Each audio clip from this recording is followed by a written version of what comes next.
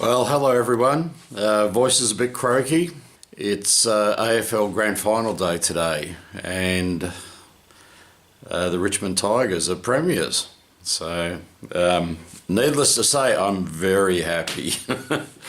And the voice has suffered a little bit from much screaming at television. Today I am going to take a look at part 2 of the ultrasonic R&D project.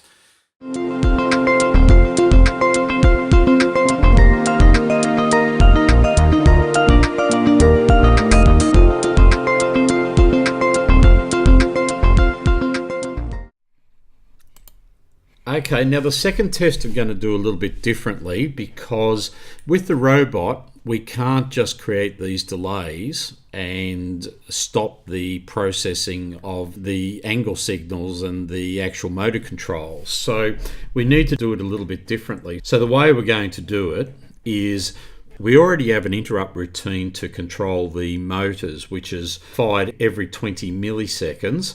So I'm going to build another counter into that routine to control the trigger pulse generation.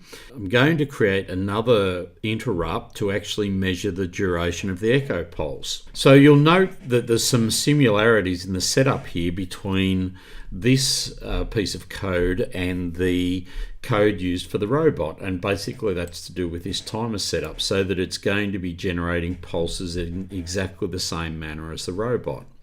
So the actual interrupt routine that we're looking at here is being triggered at the same frequency that the robot motor control is at this point in time. So basically I'm creating another timer here, trigger timer, which is going to be incremented on every pulse, and basically every 3,000 counts we're going to generate a pulse.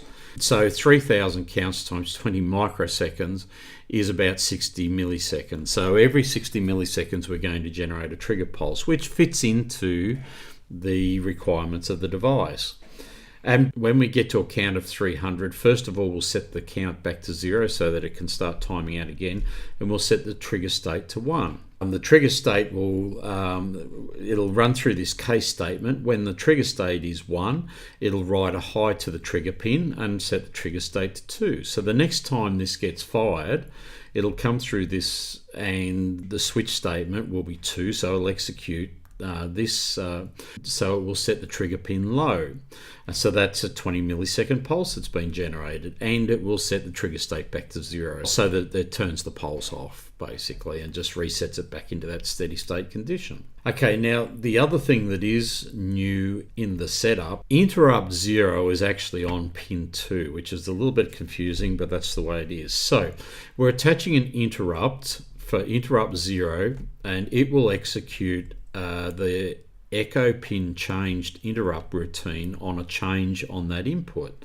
If we scroll down here to the echo pin changed, basically what we're doing here is we're reading pin 2 at that point in time, and if the state is high, we're capturing the time in microseconds in echo start, and when that pin goes low again, we're actually working out the duration, basically just looking at the current time in microseconds minus that echo start that was captured when the pin actually went high. So echo duration will contain the actual length in time of that echo pulse. Now in the loop it's going to be continually executing as well, and we basically just do the same thing that we did previously, in that we calculate the distance based on that echo duration, and that echo duration is going to be changing asynchronously from this loop, because that interrupt routine is just going to be firing as needed on the pin change, and whenever there's a new value it will become available and the loop will come through and process a new distance, and it simply writes it back out on the serial port just as before. And you'll note that I've actually got a delay on that loop, which is also exactly the same as the one on the robot. So what I'm trying to do with this test is simulate the conditions of the robot's timing, and just making sure that the ultrasonic measurement's going to fit within that regime. And if all looks well with our test on this, then we can integrate that code into the robot's code and basically give it a try. Okay, so let's take a look at this in practice now. Okay, so here we are back again. Now if I move the phone in front of the device, we seem to be measuring quite nicely. And that would be about right. And that's using interrupts.